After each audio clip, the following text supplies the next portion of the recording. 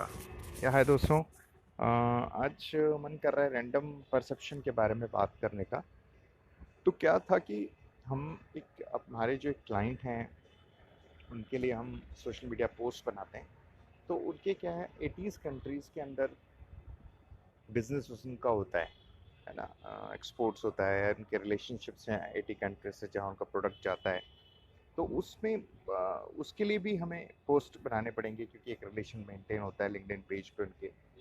तो अभी जो फर्स्ट जैन आ रहा है, फर्स्ट जनवरी आ रहा है, तो इंडिया में तो हम न्यू ईयर के लिए बना लेंगे या अदर कंट्रीज, बट उनका जो अदर कंट्रीज उसमें क्यूबा भी है। तो उन्होंने हमें लिस्ट भेजी थी फॉर दैट इंटरनेशनल जो फेस्टिवल्स होते हैं, उसमें क्यूबा आया है फर्स्ट जैन। तो उसमें फर्स्ट जैन में वहाँ पे रेवोल्यूशन डे है, उनका क्रांति हुई थी।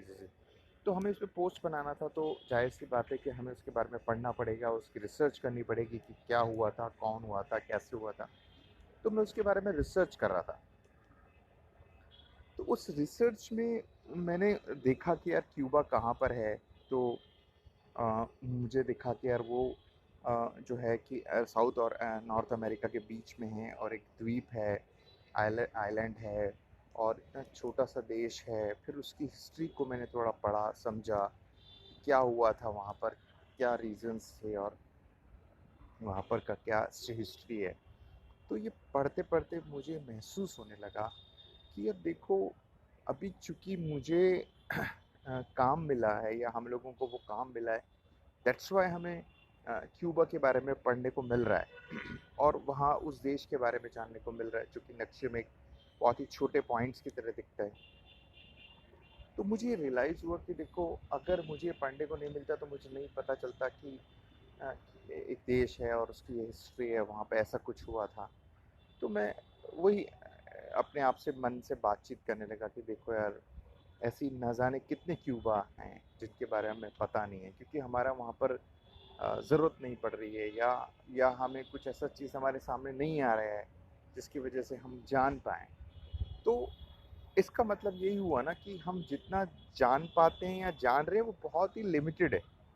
यानी नॉलेज इज़ ऑलवेज़ लिमिटेड, जो कहते हैं कृष्णमूर्ति भी। या जो फैक्ट है वो ये है कि आप कितना भी पढ़ लो, कितना भी जान लो, लेकिन आपकी जो ज्ञान है वो हमेशा छोटा ही रहता है।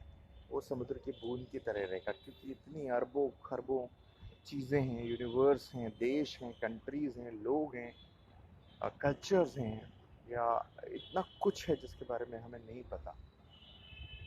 तो और फिर एक दूसरी चीज़ ये भी रियलाइज़ होती है कि देखो, खैर ये हमारे हाथ में नहीं, आई कैन अंडरस्टैंड, बट कहीं न कहीं ये भी तो होता है ना कि देखो, हमारी जो ज़रूरतें हैं या हमारी जो चीज़ें बहुत ही लिमिटेड हैं।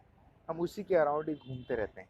हम और हम बिल्कुल साफ़ ये तरीके से कह सकते हैं कि हमारी पूरी ज़िंदगी जो है वो बोल सकते हैं कि इन इसी के अराउंड ही ख़त्म हो जाती है, जितना हमें पता होता है या जितना हम समझ पाते हैं, उसी के अकॉर्डिंग हम जीते हैं। तो बस मैंने कहा चलो शेयर करते हैं आपसे कैसा महसूस होता है ये जब हम कुछ चीज़ें करते हैं, तो उसका क्या कनेक्शंस हैं अपनी इस शेयरिंग से, इस फिलॉसफी से या सोच से। तो चलिए, next time will share with you the next perception. Okay, thank you very much.